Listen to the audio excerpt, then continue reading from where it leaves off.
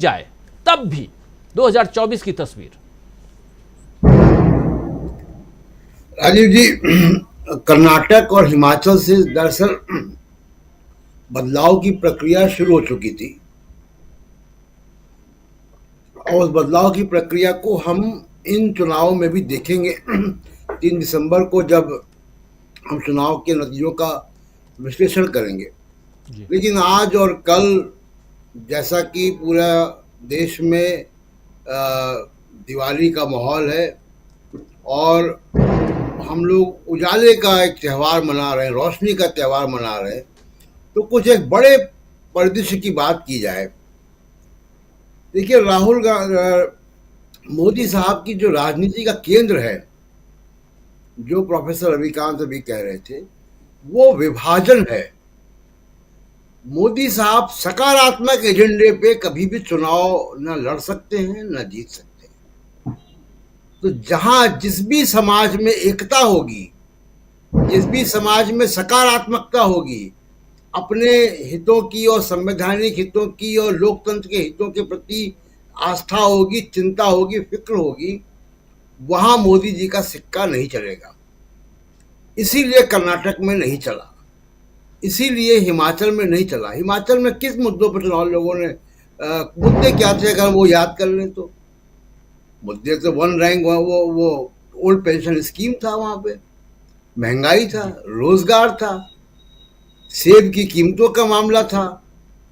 ये जो जनता के हित के मसले थे, जब ये आगे आए तो वहां पे मोदी साहब का ये जो हाथ ऊपर करके और आंख नचा के और थोड़ा सा ताली पीट के ये जो नाटकीय अंदाज है भाषण देने का, नहीं चला। और हिमाचल में तो दूसरी जो अल्पसंख्यक है, चाहे वो मुस्लिम है या ईसाई है या सिख है, बहुत कम है। और अब कर्नाटक में आप देखिए, कर्नाटक में मुद्दे क्या थे? भ्रष्टाचार के खिलाफ स्थानीय सरकार के, नंदिनी दूध को लेकर मुद्दा था, किसानों के मुद्दे थे, पेंशन के मुद्दे थे। इन मुद्दों पर जनता एक हुई और जनता ने उनकी सरकार को हटा दिया। ये बदलाव की लहर हिमाचल और कर्नाटक से मुझे लग रहा है, क्योंकि जब मैं राजस्थान और मध्य प्रदेश की यात्रा पर था, मैं राहुल लाल जी को सुन रहा था, मुझे भी वो सब दिखाई दिया। और जो एक बात दिखाई दी, और मैं सहमत हूं अपने मित्रों से, कि बहुत लोग अब केंद्र सरकार पर आरोप लगाते। एंटी इनकम्बेंसी मोदी साहब की है। अब मोदी साहब को उस एंटी इनकम्बेंसी को अपने खिलाफ, एंटी इनकम्बेंसी को न्यूट्रलाइज करने के लिए, खत्म करने के लिए उनको बहुत बड़ा कोई नफरत का प्रायोजन करना पड़ेगा। मैं मोदी साहब की राजनीति को 2002 और उसके पहले से भी देखता आया हूं। उनके व्यक्तित्व में ये बात है, वो सकारात्मक सोच ही नहीं सकते। ये खामी है उनकी। जब वो सत्ता में कभी नहीं रहे, वो उस पर बहुत से लोगों की विवेचना तब ज्यादा आएगी, क्योंकि बहुत से लोगों को डर है बहुत किस्म का, और हम लोग यहाँ पे उस डर को किनारे करके अपनी बात रखते हैं, आप और हम। तो उनका जो विभाजनकारी एजेंडा है, मुझे लग रहा है कि अब जनता को थोड़ा सा एहसास हो रहा है। जिसमें आपने कहा कि जनता के मन में कौन है, तो जनता के मन में हम लोगों ने देखा जाकर कि जनता के मन में एहसास हो रहा है कि, और बहुत से लोग आपको ये कहते मिलेंगे कि 2019 में उनसे गलती हुई थी, और नारे भी इस तरीके के लिखे जाते हैं।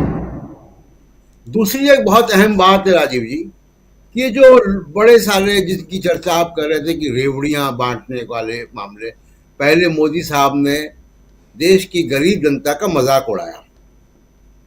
आप उद्योगपतियों को छूट दें लाखों करोड़ रुपए की, तो उसको कहें लोन वेवर या एनपीए या करेक्शन, ऐसे ऐसे आप क्लिनिकल टर्म्स निकाल के ले आए।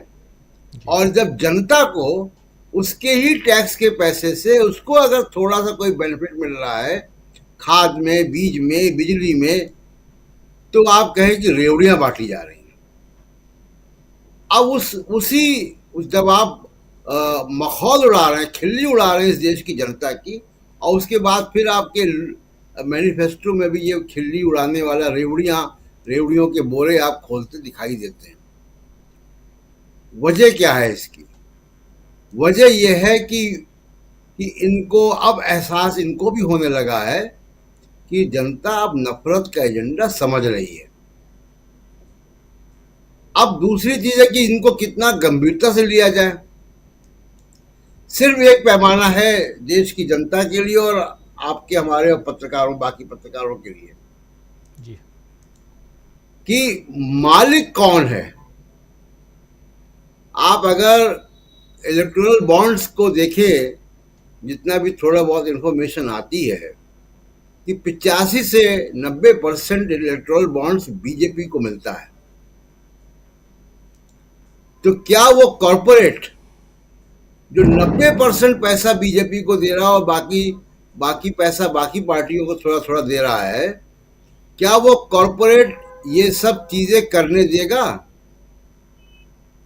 क्या ये सब्सिडीज, ये सारी जो जनता को फायदे देने वाली स्कीमें, क्या वो लागू करने देगा? बिल्कुल नहीं लागू करने देगा।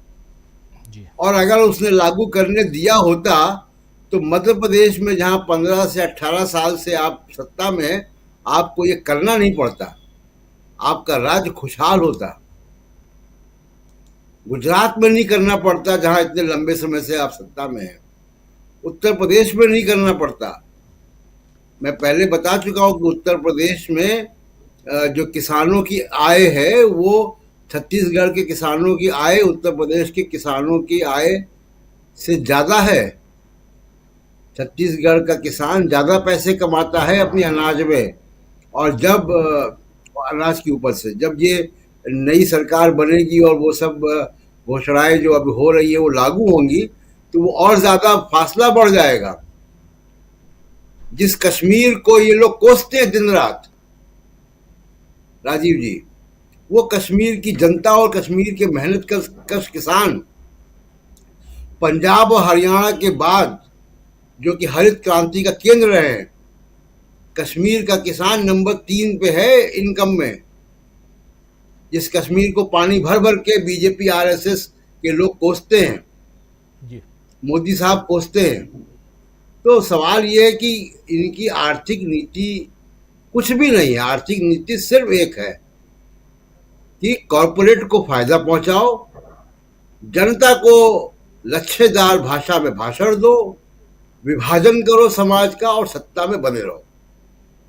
मुझे लगता है कि जनता ये समझ रही है और जनता को अब बहुत सारे रिफॉर्म्स की जरूरत है लोकतंत्र में। 21st सेंचुरी के हिसाब से भारत के लोकतंत्र को एडजस्ट होना है अपने आप को। इसकी चर्चा हम दूसरी बार जब आएंगे तब करेंगे। बिल्कुल बिल्कुल, भारत के लोकतंत्र को एडजस्ट होना है, रिफॉर्म के बाद में एडजस्टमेंट चलता है।